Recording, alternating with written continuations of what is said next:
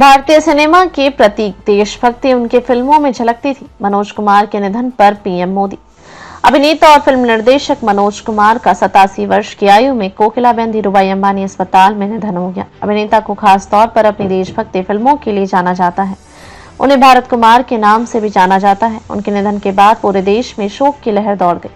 प्रधानमंत्री नरेंद्र मोदी ने मनोज कुमार के निधन को देश के लिए बहुत बड़ी क्षति बताया। उन्होंने एक्स पर लिखा, महान अभिनेता और फिल्मकार मनोज कुमार के निधन से बहुत दुख हुआ।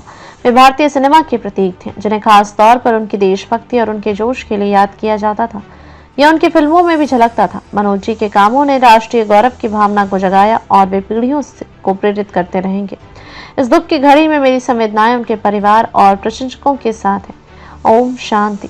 24 जुलाई 1987 को अमृतसर पंजाब में हरे कृष्ण गोस्वामी के रूप में जन्मे मनोज कुमार ने हिंदी सिनेमा में अपने लिए एक अलग पहचान बनाई। शहीद, उपकार और रंग दे बसंती जैसे फिल्मों में उनकी प्रतिष्ठित भूमिकाएं देशभक्ति की भावनाओं से गहराई से जुड़ी थी। अपने पूरे करियर के दौरान मनोज कुमार राष्ट्रीय गौरव और एकता की भावना पर आधारित फिल्मों में अपने अभिनय और निर्देशन दोनों के लिए जाने जाते थे।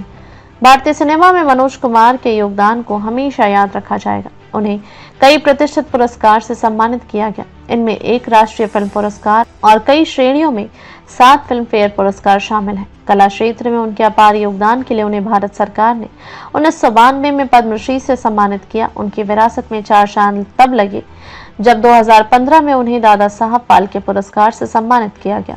यह भारतीय सिनेमा का सर्वोच्च सम्मान है। पूरे देश में दुख का माहौल। उनके निधन की खबर ने फिल्म उद्योग में शोक की लहर दौड़ गई है। पूरे देश में दुख का माहौल है। लोग ने उनके निधन पर अपना दुख व्यक्त कर रहे हैं। फिल्म निर्माता अशोक पंडित ने भी दिग्गज अभिनेता के निधन पर अपना दुख जताया। उन्होंने कहा, आप सभी को यह बताते हुए दुख हो रहा है कि दादा साहब फाल्के पुरस्कार विजेता, हमारे प्रेरणा स्रोत भारतीय फिल्म उद्योग के दिग्गज मनोज कुमार जी अब हमारे बीच नहीं रहे। उन्होंने बहुत लंबे समय तक अस्वस्थ रहने के बाद अंधेरी के कोकिलाबेन अस्पताल में अंतिम सांस ली। यह बहुत बड़ी क्षति है। आप बहुत याद आएंगे। उनके जैसी महान आत्मा, उनके जैसा महान निर्माता हमारे उद्योग में कभी नहीं होगा। उन्होंने आगे कहा, हम सभी उनसे कभी कभार मिलते रहते हैं। वे हमेशा जीवन से भरे रहते थे, हमेशा खुश रहते थे और पूरी इंडस्ट्री उन्हें याद करेगी।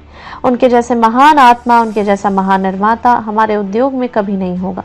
अलविदा मनोज जी, अलविदा।